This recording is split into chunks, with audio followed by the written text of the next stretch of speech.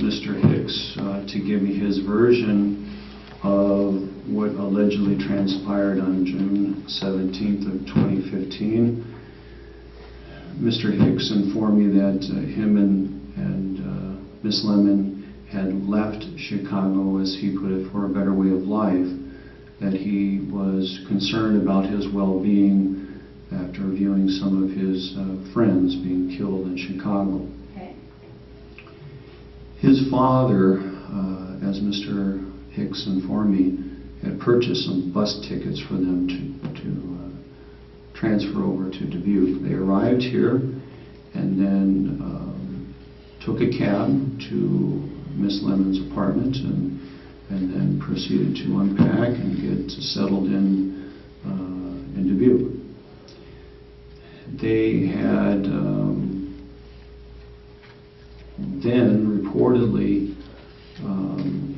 smoked some weed on that day after they arrived in the apartment, engaged in sexual intercourse, and prepared some food.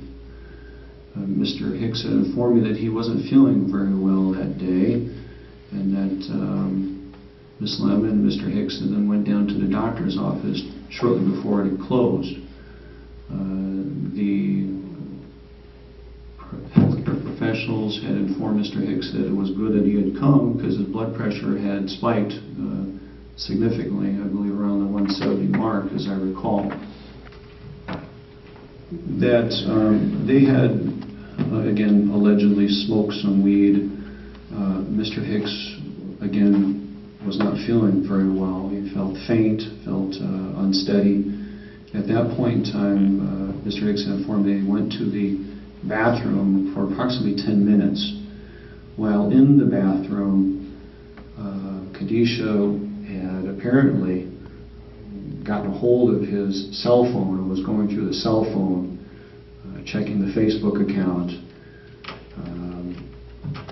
It was Mr. Hicks' perception that she was upset, and she was asking lots of questions about who was he requesting money from, and why was he doing so, and so forth. While in the bathroom, he heard a thud on the bathroom door. He opened the door, saw his phone on the floor with a cracked screen. He bent down reportedly to grab the phone, at which time he reported being struck by an object, which he described to me as a skillet. Okay. What else did he tell you?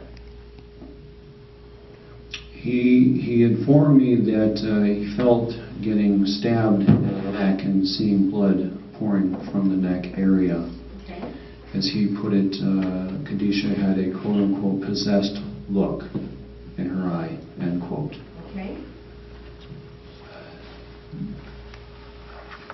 From there, he said that he blanked out or blacked out. He doesn't recall much after that. Okay. Did he say at what point he came to after he blanked out?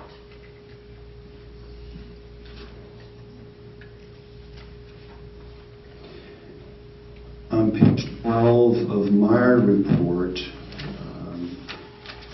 at the top there, at least on my printing, I asked him, when did your head begin to come clear?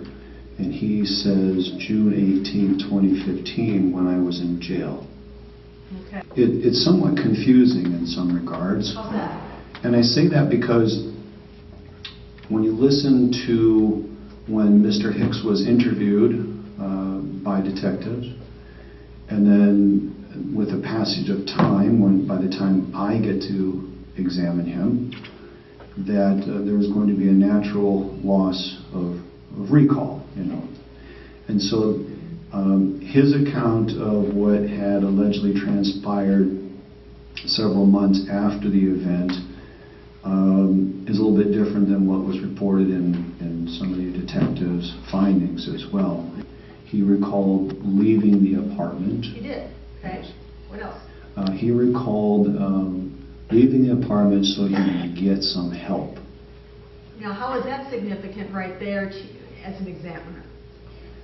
Well, whenever there when examining, and this happens quite often, that there's this memory loss. It's important for the examiner to turn to the records and to look at the behavior observations that were reported.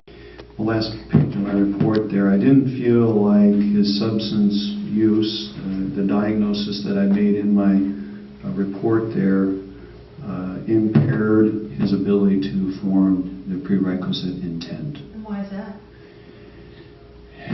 In my professional opinion, if you look at the behavior aspects of the crime, if you look at my clinical interview with that, there was an awareness of what was going on June 17th, that he left the apartment to get help, that he saw the blood, he felt being punctured with a knife in his own person, that he felt like his own life was in danger, that something gravely wrong was going on. And so he went to get help.